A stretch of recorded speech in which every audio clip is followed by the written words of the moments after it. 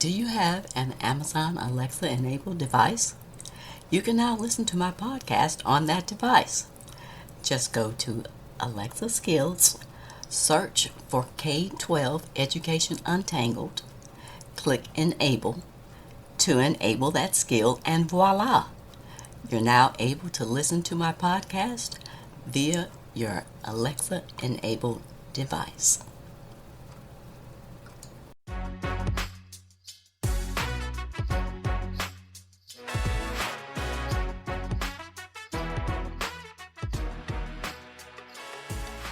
Welcome to another episode of K-12 Education Untangled. My name is Dr. Kim Fields, former corporate manager turned educational researcher and advocate, and I'm the host of this podcast. I got into this space after dealing with some frustrating interactions with school educators and administrators, as well as experiencing the micro-discriminations that I faced as an African-American mom raising my two kids who were in the public school system. I really wanted to understand how teachers were trained and what the research provided about the challenges of the public education system. Once I gained the information and the insights that I needed, I was then equipped to be able to successfully support my children in their educational progress. If you're looking to find out more about current information and issues in education that could affect you or your children, then you're in the right place. Thanks for tuning in today. I know that staying informed about K-12 education trends and topics is important to you, so keep listening. On today's episode, I'll be discussing the correlation between decluttering your physical space and decluttering your mind. Decluttering has become a popular topic in the last few years, and I'm sure there are benefits to it. But is there a link between decluttering your physical space, including your closets and even your computer, and decluttering your mind? I started thinking about this based on conversations I hear about people's concerns in areas that don't pertain to them. For example, someone close to me expends a lot of energy on things for which he has no control, like the state of his barber's business, how long the neighbors will be grieving for a recently deceased loved one, whether something happened to acquaintances who went on an extended vacation, not to mention the constant tracking of political news.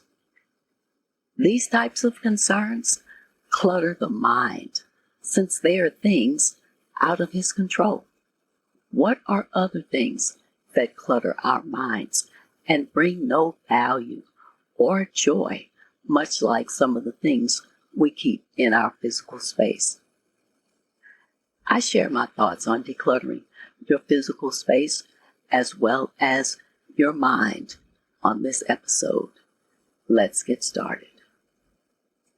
Let's first address decluttering your physical space. The vast majority of people have storage rooms, closets, basements, or chests of drawers that are filled to the brim with clothes that no longer fit, sports equipment, Christmas decorations, luggage, children's toys, etc. This has been classified as a material culture of contemporary everyday life. There seems to be a curated relationship with things, and it is entangled with managing the socio-material relationships that characterize present and future domestic lives. Emotions, values, and physical quality of objects work together to sometimes create unsatisfactory and emotionally exhausting situations that lead to clutter. And while we often talk about streamlining our minimalizing both material and digital things, is often a low priority. Clutter actually comes from the Middle English word clotter or blood clot, and clutter clearing releases you and your belongings back into the flow of life so they are no longer stuck, and neither are you. One of the key tenets in Marie Kondo's decluttering program is to ask whether an item brings you joy, and if it doesn't, discard it. To help decluttering your physical space, you can always hire an organizer who can provide the practical support and systematic approaches to releasing things from your physical space, as well as providing help with heavy lifting work that could be involved. These professionals understand that they are also involved with emotional bolstering through a process that can have deep uncertainty or difficulty. They often help you decide whether you're definitely going to keep something, definitely going to give something away to charity, whether you're going to recycle an item, or definitely going to throw it away. Decluttering your physical space just frees up energy, and you feel so much better, even lighter. When decluttering your physical space, there are several considerations to keep in mind. Here are 7 important ones. 1. Set clear goals. Define what you want to achieve through decluttering, whether it's creating more space, improving organization, or reducing stress. Having a clear goal will help you stay focused and motivated. 2. Start small. Begin with a small area or a specific category of items. Tackling a whole room or your entire house at once can be overwhelming. Starting small allows you to make progress and build momentum. 3. Sort and categorize. Create categories for your belongings, such as keep, donate, sell, or discard. This helps you make decisions more efficiently and ensures you're only keeping what you truly need or love. 4. One item at a time. Take a systematic approach by focusing on one item at a time. Ask yourself if the item serves a purpose, brings you joy, or holds sentimental value. If not, consider letting it go. 5. Create an organization system. As you declutter, think about how you can organize the items that you choose to keep. Invest in storage solutions such as bins, shelves, or drawer dividers to maintain a clutter-free environment. 6. Maintain a clutter-free mindset. Adopt a mindset of intentional consumption. Before bringing new items into your space, consider their value and whether they align with your goals and values. Regularly reassess your belongings to prevent clutter from accumulating again. And 7, celebrate progress. Acknowledge and celebrate your achievements along the way. Decluttering can be a challenging process, so take time to appreciate the positive changes you've made and the benefits of a more organized space. Decluttering is a personal journey, and it's important to approach it at your own pace. Decluttering, however, is not limited to the reduction of material belongings only. So let's look at decluttering your mental space. Decluttering of the mind means getting rid of the daily attention grabbers that don't spark joy, such as draining work tasks or unpleasant social contacts. Being mindful is one way to help declutter your mind. It helps because you focus on the present only. Learning to declutter your thoughts can make you happier. Decluttering your mental space allows you to practice self-care. Important components of self-care include putting yourself first by making time for yourself, using breath work to settle your mind, seeking a community that's supportive, that uplifts and inspires you, choosing to have an attitude of curiosity, compassion, and empathy, doing something you love, continuing learning something new to enhance your brain's plasticity and vitality. Becoming self-aware enables you to be fully present in the moment and to create a mind that is bare, non-judgmental, non-reactive, and non-conceptual.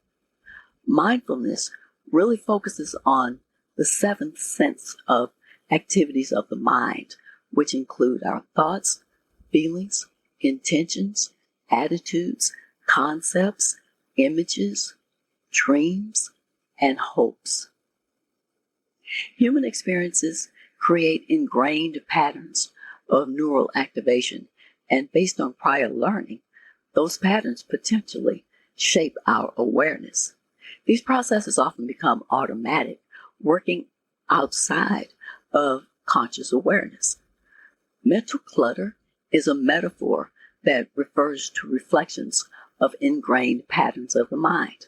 In order to declutter the mind, it's necessary to develop the ability to bring these experiences and information into conscious awareness, to observe them, and to suspend them if necessary.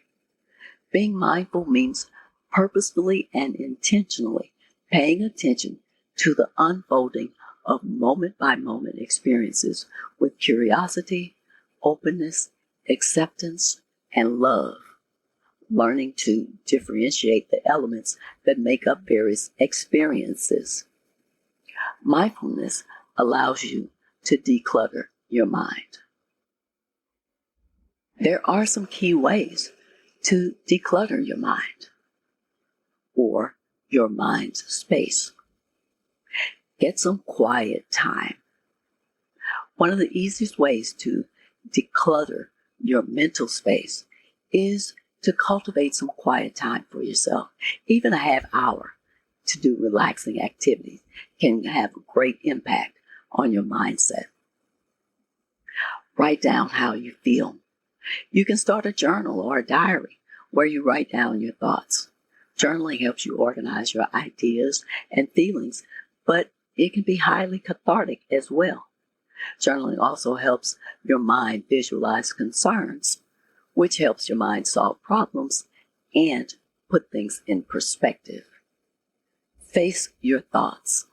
Holding on to emotional baggage can clog your mind with emotions, and if you don't do anything to change this, you might lose considerable time without ever making any progress. So have the difficult conversations that you need to have and let go of thoughts or situations that no longer serve you, especially if someone's behavior is getting you down or the situation is constantly replaying in your mind. Refresh yourself. Similar to clearing out your closet and how that gives you a sense of satisfaction, decluttering your mind can work wonders also. Letting go of stress and focusing on your future can prepare your mind for whatever comes next. Decluttering your physical space and decluttering your mental space are closely interconnected. Here are some correlations between the two. 1. Reduced distractions. A cluttered physical space can be visually overwhelming and lead to mental distractions. By decluttering your physical environment, you create a more peaceful and focused atmosphere, allowing your mind to concentrate on the tasks at hand. 2. Enhanced mental clarity. When your physical space is organized, it has a positive impact on your mental clarity. A clear and tidy environment can help reduce mental clutter, making it easier to think, make decisions, and prioritize effectively. 3. Improved productivity. Clutter can drain your mental energy and make it difficult to stay productive. By decluttering your physical space, you remove unnecessary distractions and create a more conducive environment for productivity, enabling you to accomplish tasks more efficiently. 4. Reduced stress and anxiety. A cluttered physical space can contribute to feelings of stress and anxiety.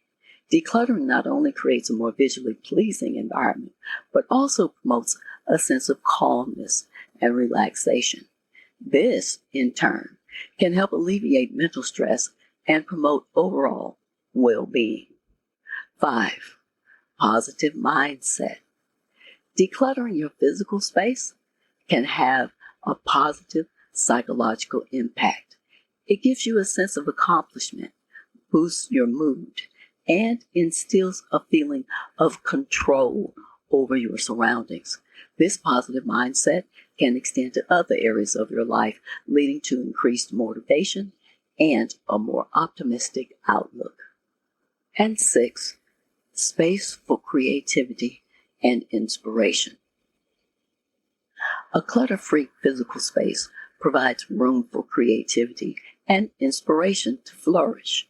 It allows your mind to wander, think more freely, and generate new ideas. By decluttering your physical space, you create a space that nurtures your creativity and supports your mental well-being. Decluttering your mind is an ongoing process that goes hand in hand with decluttering your physical space. By addressing both aspects, you can create a harmonious and balanced environment that promotes mental clarity, productivity, and overall happiness. Stop cluttering your mind with things that are beyond your control and focus on what you can control, what you can manage. This alone will reduce stress in your life. And once you clear out the unnecessary possessions in your physical space, note how much freer you feel and how much energy you have. As is the usual case for these personal thought-sharing episodes, where I close with either a clean joke or a quote, I leave you to ponder these quotes. Out of calmness comes clarity. Trevor Cars. What I know for sure is that when you declutter, whether it's in your home, your head, or your heart, it's astounding what will flow into that space that will enrich you, your life, and your family. Peter Walsh. Out of clutter, find simplicity. From discord, find harmony. In the middle of difficulty lies opportunity. Albert Einstein.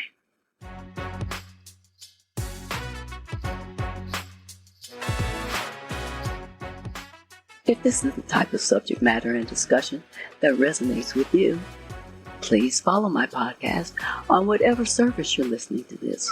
Also, I'd love to hear from you, so please leave me a rating, a review, or a comment on Apple or Podchaser. If you like this podcast, the best way to support me and help me grow it is by leaving a review. This helps my rankings and entices other people to listen to the show. And share this episode with anyone that you think would find it valuable. Be sure to tell your friends, family, and community about my podcast. Additionally, you can connect with me on Instagram and Facebook with the handle Kim J. Fields. Thanks for listening today. I hope you'll come back for more K-12 educational discussions with even more exciting topics to untangle. And be sure to stay tuned. On the next episode, I'll be discussing how to encourage a love for learning. Until next time, aim to learn something new every day.